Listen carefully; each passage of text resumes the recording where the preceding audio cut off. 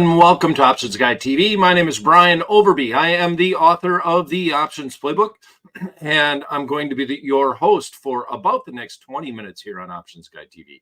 Well, Monday was obviously a holiday, so we actually reviewed on the Monday show the trade that we looked at in the VIX. As a matter of fact, the seasonality, it just is just kind of crazy what happened. Russell Rhodes had been a guest on our show, and I I mentioned in the show that I think he's the king of the VIX and that he has written more books on the VIX than anyone that is out there, knows the product inside and out. And my intention was to bring him in on the show in August, right ahead of September. We looked at the seasonality of the VIX and how more often than not, two of the most volatile months in the marketplace are September and October. And that also translates into returns.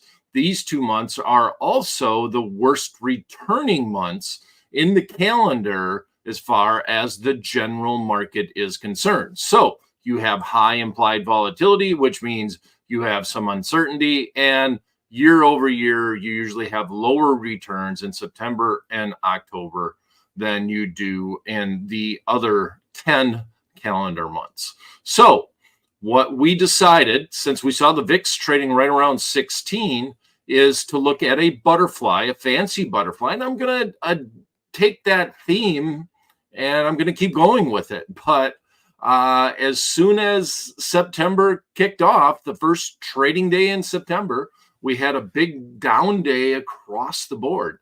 And on top of it, our stalwart in the market, NVIDIA, decided to exit stage right for a little bit. So the tech stocks, I'll say they were the driver of the downturn. Google got beat up pretty hard, and that was more so based on some analyst comments about just Google's business and their platform overall. But the Meg 7 really had a rough day, and that translated into the markets having a rough day. We now have a little bit of a bounce back in the markets, but I do expect to keep that weakness and keep that volatility rolling. And the one thing that did happen in our scenario is that the VIX index did spike up and has left us with we basically tripled on our trade. Our only downside of our trade that we did on the VIX is that it happened too quickly. It shot up, the VIX index did, faster than we would like, but the trade still turned out to be fairly solid, if you would, for lack of a better way of saying it. So what I'm going to do now is let's run to the Tradier Pro software, and I am going to pull up that VIX trade to start, and then we're going to take that same butterfly and we're going to get bearish in the SPX. So we're going to keep with the seasonality thing through September and October. And bluntly, I don't think that this is the month to try to get bullish on the markets. Said it more than once that the big unknown is the election, November 5th. And once that gets put to the side, gets that uncertainty of that election out of the marketplace, I do think that that is a time when I would want to get long some things in the marketplace. So I expect volatility over the next couple of months, and that literally means no real regard to direction. I think the tendency is going to be to the downside. We have that big event that's going to the cutting of interest rates at the next Fed meeting here in the middle of September, and very curious to see what that does to the marketplace. The futures market says there's a 100% probability that they're going to cut at least 25 basis points on the Fed funds rate. And there's like a 30% chance that they might even go 50 basis points. So with that mentioned, that is going to be a big day in September. If they do the 50 points, well, or the 50 basis points, I would assume that would be good for the marketplace. We're getting back to we're kind of getting back into the area where good news is considered good news and bad news is considered bad news. So we're kind of back to that area, because back in the day, over the last couple of years, bad news is usually good news as far as unemployment, as far as jobs and wages. The Fed wanted the economy to slow down. Now feeling fairly comfortable. There looks like they're going to be doing a rate cut, and the question really is just how much are they going to cut in this next meeting. So here's the trade that we put together on the VIX.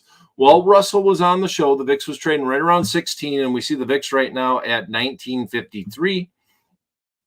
We did the standard monthly expiration, the September 18th expiration. And the strike that we bought was the 18 strike call. So this is where we want the VIX to at least get to, is 18 and beyond, right? If we're below 18 at that expiration date, no good. No mas at that point in time. We're tapping out and we're done. But if we land somewhere between 18 and where our short strike is, which is the 24 strike, so let's hit that. And well, wrong one, 24 strike. I went the wrong direction. I got to be selling that. And then we went, so that was 6 points wide. And then to give us the benefit of the doubt on the upside, to give us some room for this trade to breathe, if the markets were to have that black swan event again, or it wasn't really a black swan event, but we had the day in August where the VIX index shot up to 60.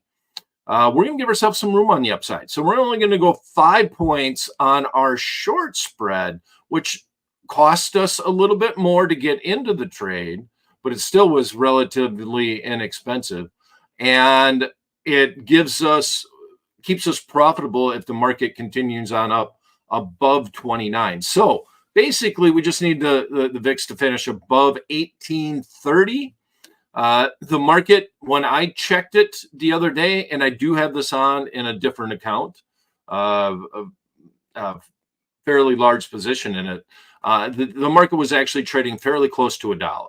So we put it on for 35 cents and could have sold for $1, which is more than enough. The max upside, though, is 6 points. If you could sell it for $6, which is the width between the spreads, right around 24.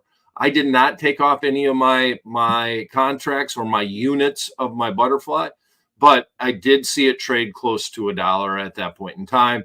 I put a limit order in, good until canceled, to sell it at $2.50. Most of the position at that range.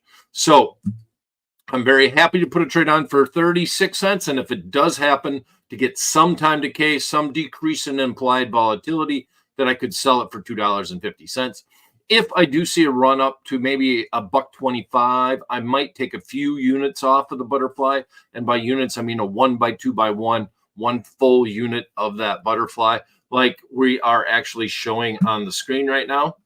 And if we did that, then I'm okay with that. I'm okay with, if you have a fairly large position, taking some of it off. When you get this big of a move in the near term, we're going to take some of it off and then continue to let the others ride.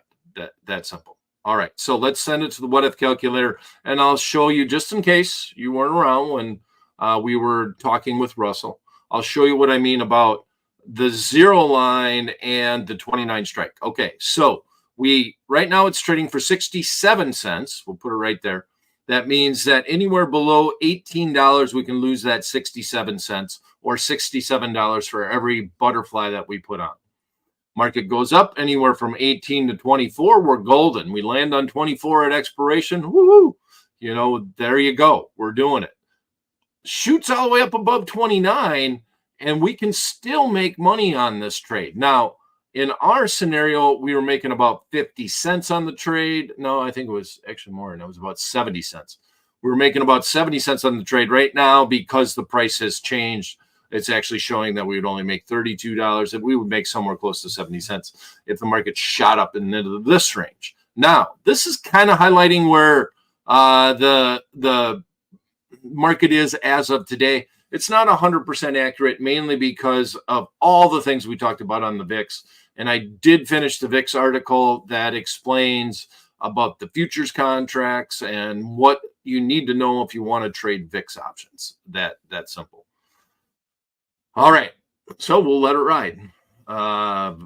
Put limit orders in on the upside. On the downside, I don't have a limit order. Only paid 30 cents for the trade.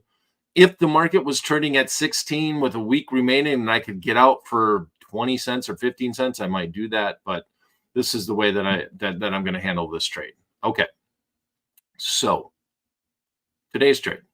Oh, if you have any questions, by the way, toss them into that chat box if you are on the Tradier YouTube channel. Or if you have logged in to the Tradier Hub, you have to log in. You can also ask questions via that platform. And if you're on x.com, well, hello. I'm very happy to see you. But you cannot participate in my reindeer games. There's no way to actually ask a question via that platform. But happy to have you. Okay, so SPX. I'm going to get bearish. Like I said, I'm going to keep with this theme. And I've done butterflies bearish in the SPX time and time again. I've made them skip strike butterflies, which means we're doing them for a net credit to the account. But today I'm going to take that same modified butterfly that we did in the VIX and get bearish in the SPX. And here's how we're going to do that. We're going to do a 2-day trade. So we want to get bearish quickly. We need the markets to kind of turn a little bit tonight, but you got half a day today, all day tomorrow, and all day Friday. Still hoping that this volatility or this little angst in the marketplace holds tight going into the Friday expiration date. That means we're looking at September 6th. We're going to go a little bit to the downside. We don't want to get too egregious because we do want the market to actually reach our strikes on our butterfly. Now, if you look at, we're bearish, so we're going to use the puts. And if you look at these puts, you see that, gosh, a few days remaining in the SPX, the at-the-money puts trading for $36. So that's a lot of time premium. All that has to go away by Friday. So that's why it always makes it interesting to trade things like the butterfly in the SPX and these high volume indexes. Now, if I run to the what if calculator, I actually have the long butterfly set up. And the strikes that we use, let me look at them. 530, 55.33, 55.20. Okay, 55.35. Okay, let's do it this way.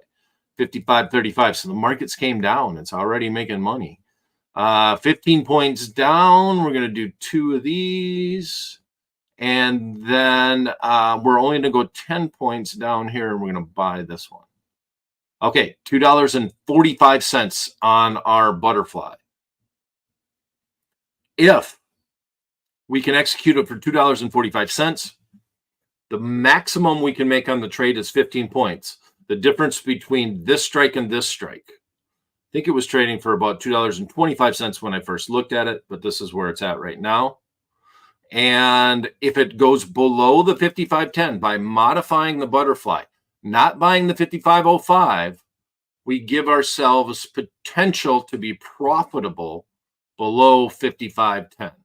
So let's look at the what if calculator, and we'll highlight that once again. Pull this down. I think I'll zoom in just one more time. All right. Market is here. And 1 second here. Market is 55.38.55. We've got a little bit of a down move, not much to get to our long strike, but we do need it to move down. Market between this level, 55.35, and our short strike, that's 15 points wide. That means that this could trade for as much as $15 but it would have to go out right at our short strike, right at expiration. Market continues on up. We're still doing well on this trade. As a matter of fact, if we blow out this strike on the downside, 55.10, we're still up $265 on this trade. $265 for basically being wrong about the movement to the downside. Now, this line, the green line, is fairly accurate in this scenario. It's not like in the VIX where the VIX really trades off the futures as opposed to the actual index. The SPX, in the SPX, it will actually track the index. And I can highlight this, how quickly this line is going to move in this direction. It actually moves fairly slowly by jumping up to Thursday. And then we jump up to Friday, and we still don't get that huge of a move. But now let's move it to 1302. And lastly, 1402. And then 1502. And here we go, 1602. Now it's starting to look like the profit and loss graph at expiration. So huge time decay in the SPX option contracts. As I mentioned, the at-the-money option contract is right now trading for $36. In the last half of that trading day, if we moved towards the middle strike tomorrow, be prepared to not receive as much as you think that you would make on the trade, but also be okay with getting out of the trade. If the market is going that way and if you put it on for 245 and can sell it for 345, you might want to do that. You might want to take that advantage. So I guess the biggest thing, my biggest moral to the story with butterflies is don't expect to hit a home run. You do the trade, you make 50% on what you paid for it. You make even 100%. You double. You can sell it for close to $5. Get out. I know a lot of people. I know it sounds simple, like duh, but bottom line is, I know a lot of people that will hang around all the way to that expiration date because the profit and loss graph says that the maximum is $15. But that means you got to be dead right on your forecast. So I prefer to take some profits at the beginning of that trade. All right. So right now, I don't see any comments. It was short and sweet because we didn't have a ton to review on that trade. But let's pop out here a little bit. And, well, that's going to be it for this edition of Options Guide TV. Follow me on Twitter. My handle is @BrianOverby. Very simple. I send out a lot of tweets, and every once in a while an update on a trade that if I am watching the trade and I think it needs an adjustment, I will mention that. And this Friday we'll come back and our trade will play out. I actually don't mind even doing this trade another week out. So if you maybe we'll do the same trade, do a rinse and repeat on Friday, see what it does. I don't mind being bearish over the weekend in the SPX. I don't necessarily like being bullish. And here's the main reason why is that on Mondays, especially in September and October, those are scary days in the marketplace, and the market can have that tendency to move down. Tomorrow, if the market continued on up, we can do an adjustment on this trade. It is plausible to do something to try to salvage the trade.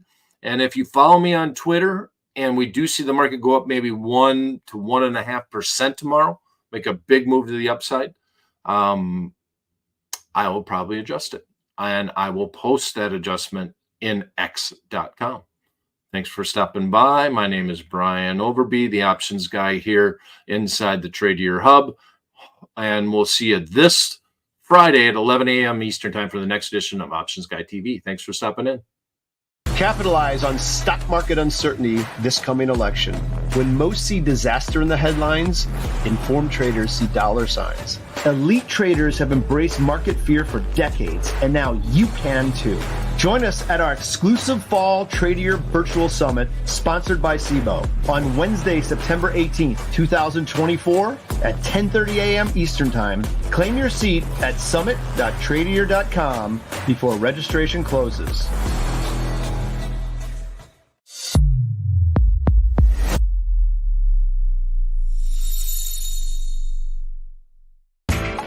You know how the financial world goes. Here comes the buzzkill. Please make sure to take some time to read this boring disclaimer. We will owe you one.